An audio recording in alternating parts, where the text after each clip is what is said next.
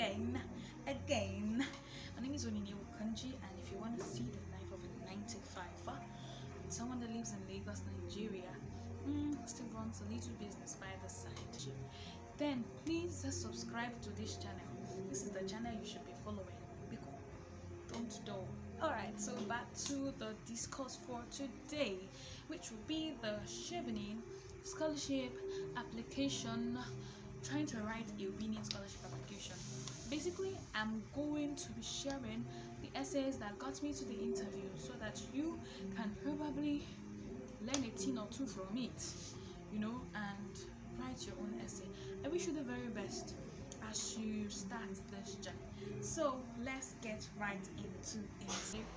I'll just delve right into the Chevening scholarship as I promised. How to develop a winning essay, how to develop a winning application. Now, I just gave you an overview in the last video, so for today, not to beat around the bush, first of all, before I start, if you're a newbie in graduate school applications, I just want to say that there are some very essential documents that you should get. Getting these documents assists you in applying for this school seamlessly. The first one is your transcript. The second one should be your secondary school certificate, your WAEC, your NECO.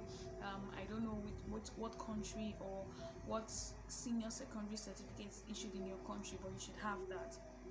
The next one should be an English language certificate, except you are applying to an English country that exempts or has a waiver for your country. Aware that some universities in the UK waive English language requirements for Nigerians and Ghanaians. Just please check your school's website to be certain about the information that I'm sharing. Another thing you should prepare is an SOP.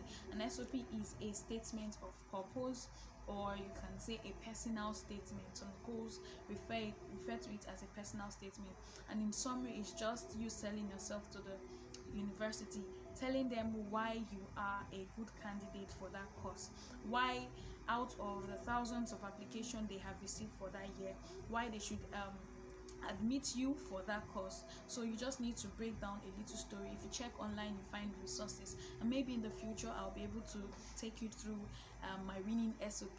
So I had just one SOP that I kept tweaking, and it was able to give me admissions in 10 universities in the UK.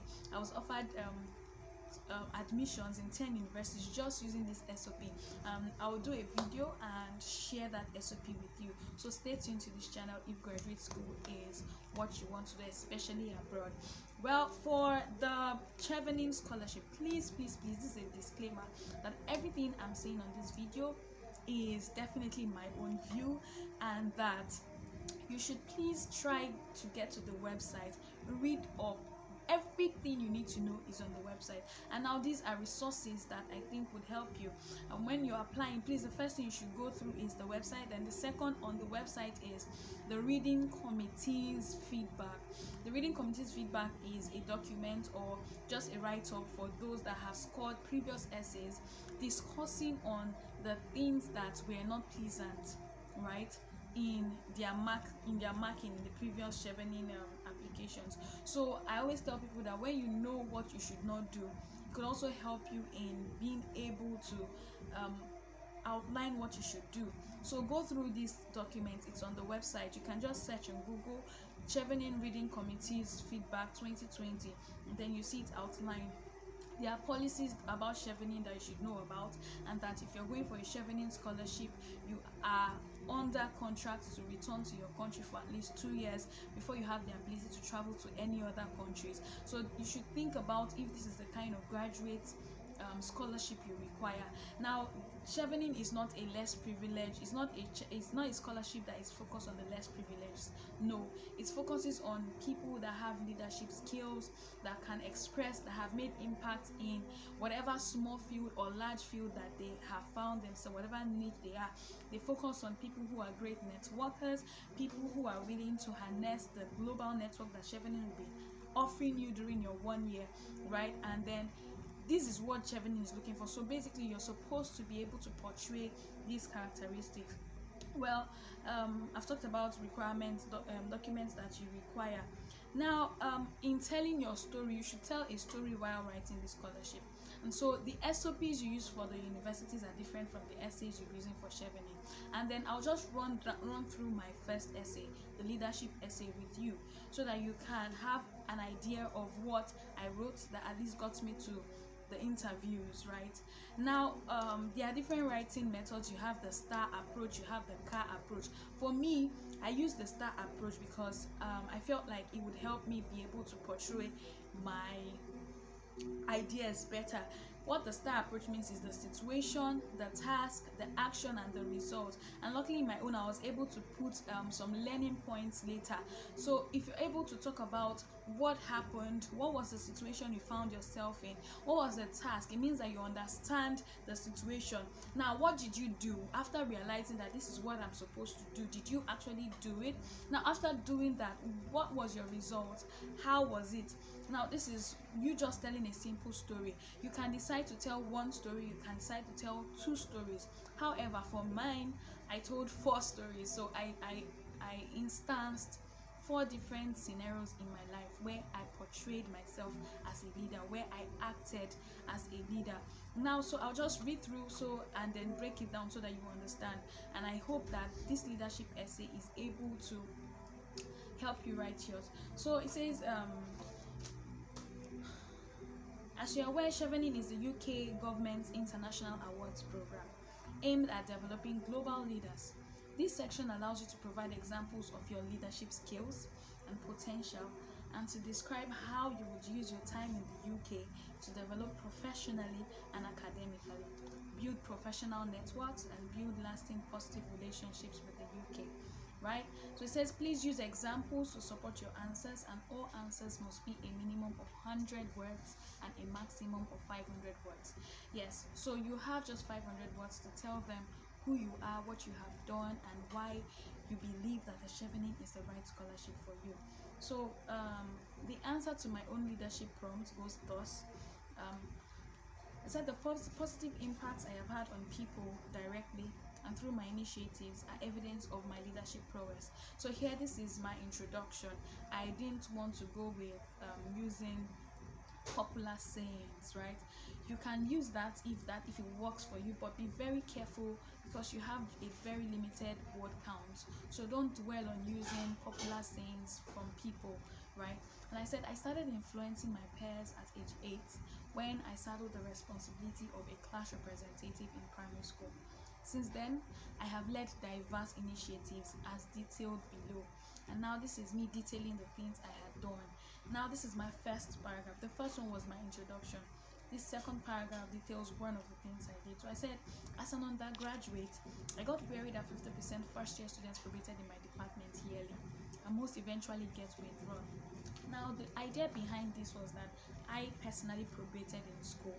Probation means you repeat one class, and so it affected me because I really wanted to study production engineering, and the reason being that I actually have had this dream of transforming Nigeria, because I grew up in a place where I've always heard Nigeria is a consumer nation, we don't produce anything, even toothpick, even needles, so this is a problem I realized was predominant in my country at the time as a child, and it stuck with me and it molded who I was going to be, right? So the next part in my essay says, so I challenged myself to change the narrative, first by becoming the vice president of my department in 2013. Then, with the approval of my department, I initiated tutorials and convinced scholars who joined in tutoring first-year students for free. I also organized quarterly seminars to enlighten students on career possibilities and motivate them with my probation story. Now, if you look at this essay, you see that there's been a situation, there was a task. I wanted to reduce the number of people that probated, right? And I had to do something. What did I have to do? Maybe I didn't know at that time, but then I decided to say, okay, I needed to take or garner some power or some sort of authority to be able to move things or to be able to change things. So I became a vice president. That's me saying that I did something. After doing that, so becoming a vice president helped me to tackle this problem. It also even gave me opportunity to solve other problems. You can find something in your niche that you have done. It must not be you being a vice president. You must have been maybe a leader of a group.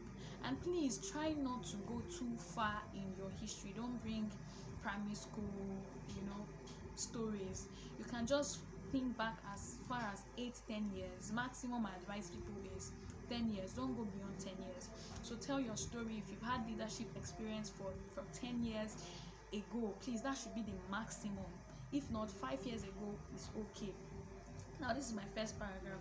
In rounding up the paragraph, I said these achievements. So after all the things I had done, these achievements earned me an excellent service award from my head of department, a recommendation for a financial secretary role at the Colleges Association of Professional Women Engineers of Nigeria, APWEN, and a lead role on the Uniben Sheleko Marathon team.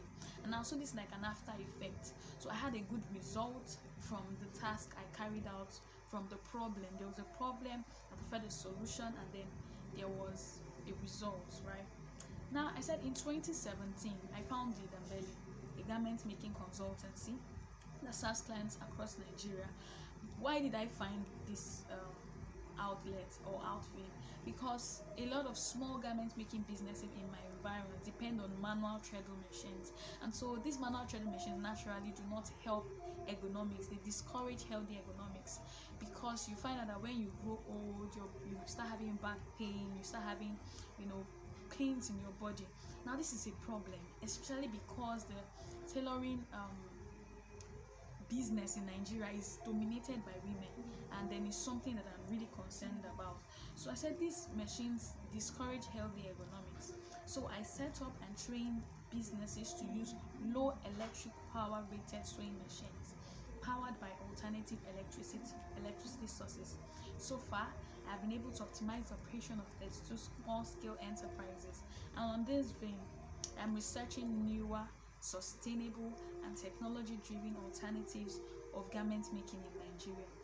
Hence, I desire to acquire advanced knowledge via a master's degree. So it's a story of what's happening, what I am doing, what I intend to do, and then to do this I require a master's degree. This is just me basically telling them that this is why I want this master's degree. And so you probably have a project that you're already trying to do, something that is going to impact your society. Make sure that you are impacting not just yourself, but you're impacting 1, 2, 3 people in your society. If you're passionate about women.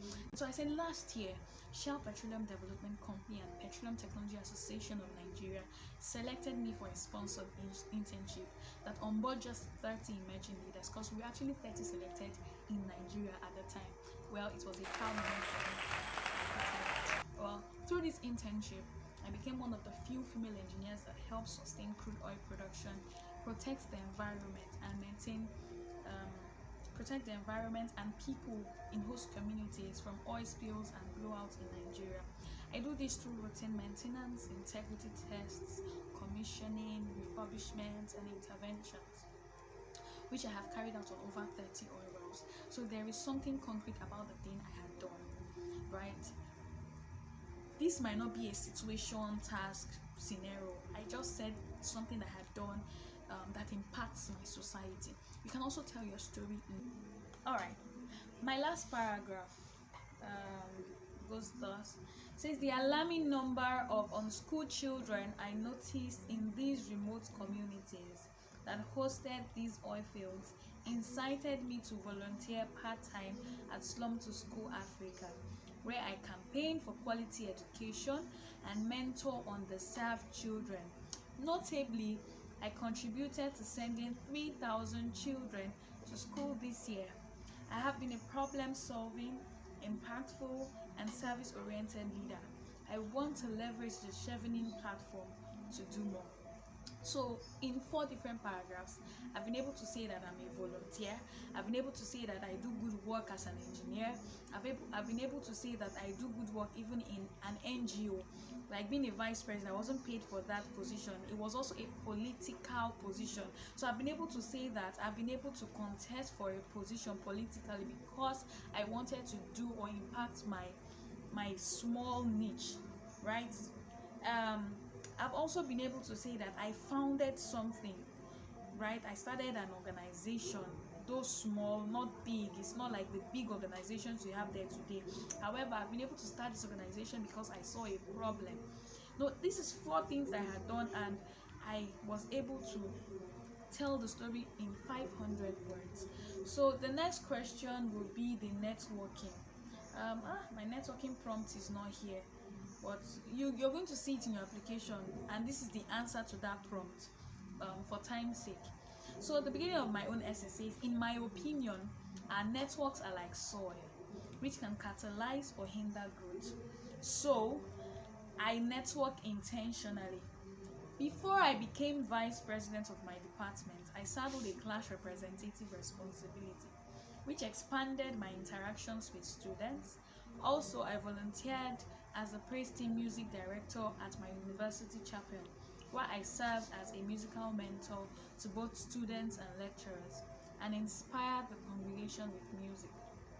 This position allowed me to attend meetings with chapel leaders where I present reports and discuss the team's needs. These activities built my confidence and made me popular among students and lecturers.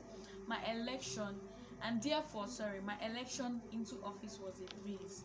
So I've been able to connect my leadership essay to my networking essay. There is no break in it. It felt more like I was even still telling a leadership essay, but in a networking format. It was a trick I learned online, or I learned from one of the essays I read, or one of the people that mentored me. So it's more like you can even embed some leadership requirements or some leadership traits of yours in your networking essays. Now the next paragraph for my networking says, I invest in phone calls to my extended family to check on them. Via this, I learned of the SPDC and pattern internship, which led me to oilfield engineering. Presently, I work with different teams in various fields, so networking comes naturally. After my 3-week shift, I keep in touch with oilfield professionals via phone calls and meetups. Using this, I learn of new developments in other fields and offer free warehead consultations. Also, I spearhead safety meetings and engage in monthly technical presentations at the office. So much more than my field work, I'm also active in the office. These presentations educate non-technical staff on the company's engineering services and encourage staff mingling. With this, my manager recommended me for a permanent role in the company. In October 2020, I became an SPDC and pattern alumni with over 150 engineering professionals. Via our social platform, WhatsApp, I got information about a webinar organized by Sarah Ego. I think Sarah is also organizing another webinar this year. You can partake in that webinar. The webinar really helped me. This community, that is the community of the pattern alumni, gives me access to opportunities within the Nigerian Content Development Monitoring Board, which is the NCDMB, where I am currently under assessment to partake in a sponsored training. And so when I wrote this essay, apply for that opportunity, being part of that network, right? Now, concurrently, I lead a garment making consultancy that thrives on networking. On our online platforms, I showcase indigenous creativity, cold email clients, and engage garment makers on manufacturing trends.